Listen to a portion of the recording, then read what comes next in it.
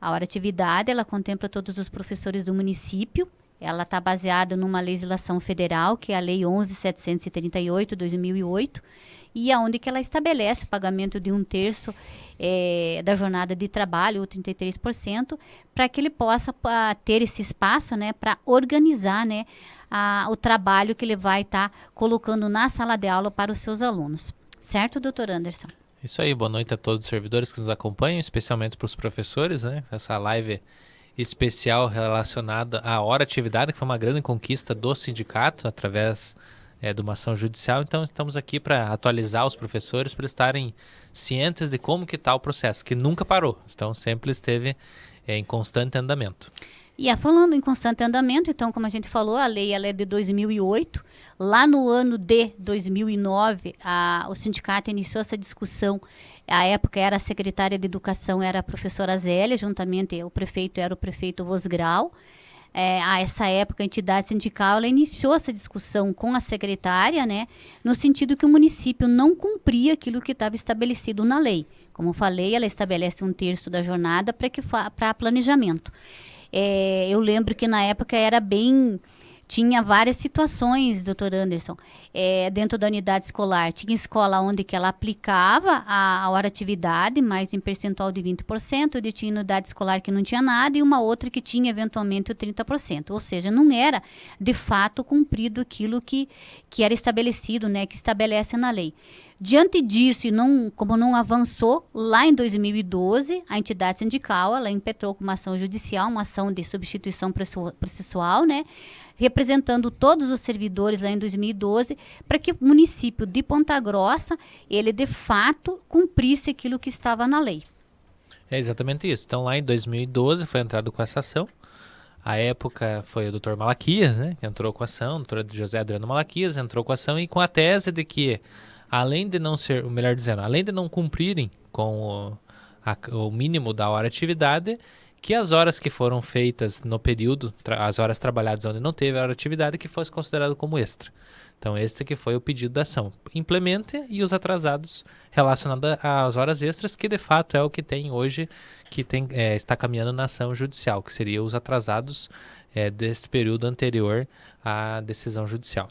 O acordo, se não me falha a memória, foi publicado em 2014, outubro de 2014, e daí a partir de fevereiro, né, no início do ano letivo do ano de 2015, iniciou o município, dentro daquilo que ficou estabelecido, ele passou a cumprir, vamos assim dizer, o pagamento, né, a concessão da hora atividade em 33%, ou 1/3 da jornada para a hora atividade.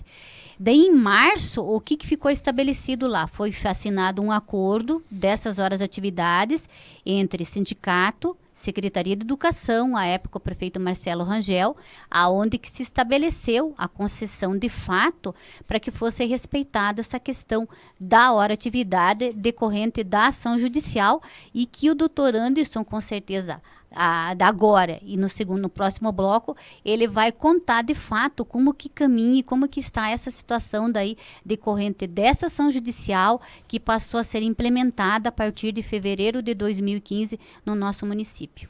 Exatamente, inclusive é interessante relembrar para os servidores que hoje tem aquela tabelinha lá da hora atividade. Ela foi construída juntamente pelo sindicato, né, da questão de cumprir a carga horária de hora atividade, que no município não tinha. Através do sindicato, fizemos os cálculos e formatamos praticamente a tabela, e foi repassado para o município aceitou a tabela e utiliza até hoje a tabela relacionada ao cumprimento da hora atividade.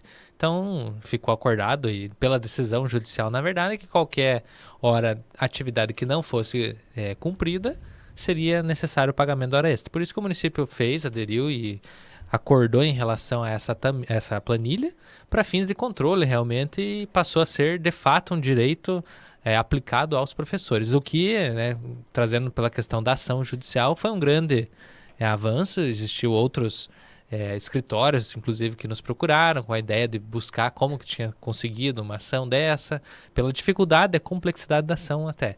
Inclusive, eu comentando aqui antes no sindicato que esta ação daria até para fazer um estudo de uma aula prática de processo do trabalho, porque foi uma ação onde ela teve várias situações a ponto de, primeiro, de forma bem rápida, saiu a sentença, a juíza aqui em Ponta Grossa entendeu que o sindicato sequer era a parte legítima a procurar, né, a pleitear, melhor dizendo, esse direito. Então, o primeiro entendimento da justiça foi, sindicato, você nem pode pedir isso aqui. Então, na época, o Dr. Malaquias fez um recurso ordinário para o tribunal, e no tribunal, obviamente, o tribunal disse não, o sindicato é legítimo, sim. O sindicato representa os professores, o sindicato tem total legitimidade em pedir esse direito. E à época, a ação no tribunal foi procedente, voltou o processo para Ponta Grossa, anulando a sentença da juíza. A mesma juíza deu uma sentença de improcedência, dizendo que não tinha direito à hora de atividade. Aí foi feito um novo recurso para Curitiba e no tribunal em Curitiba foi ganho a ação no sentido de que era devido, de fato, à implementação da hora de atividade e os atrasados como extra. E daí foi todo desenrolar até finalmente chegar no cálculo, e que foi durante muito tempo, né? Porque tinha muitas discussões em relação ao cumprimento em si, então isso é moroso como qualquer processo trabalhista. Exatamente, nós estamos em 2012, já se passaram 13 anos, né, da ação, do protocolo da ação. Então, o tempo realmente, infelizmente se trata de uma ação com muitos substituídos, né, a gente vai ver o número ali, mas é um número grande, o que para a justiça também é uma situação complicada, para a vara em si, para a vara do trabalho, porque ela tem que fazer de fato toda o andamento de cada um, então isso realmente demanda um certo tempo. E aqui a gente tem que destacar, né, doutor Anderson, a época, toda a ação, né, a pessoa aí do doutor José Adriano Malaquias, né, que esteve à frente, né, que cuidou, vamos assim dizer, juntamente, claro, com o doutor Anderson e a doutora Virgínia, mas o destaque aqui para o nosso companheiro, né, advogado aqui do Sindicato de Servidores, que foi por muitos anos o doutor José Adriano Malaquias, né?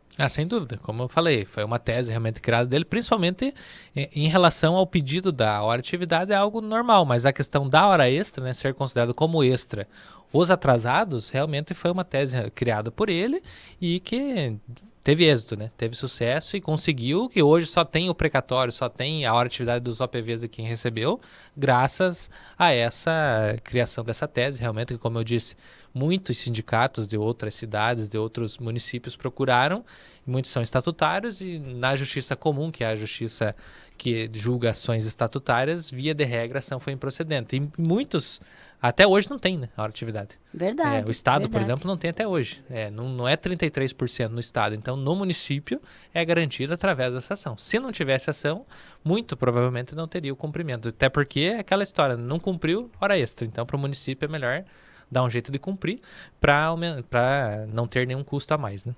E lembrando, né, que numa jornada de trabalho de 20 horas, é 6 horas e 40 minutos durante a semana, e numa jornada de 40 horas semanais, é 13 horas e 20, dentro daquilo que a lei estabelece de hora de atividade.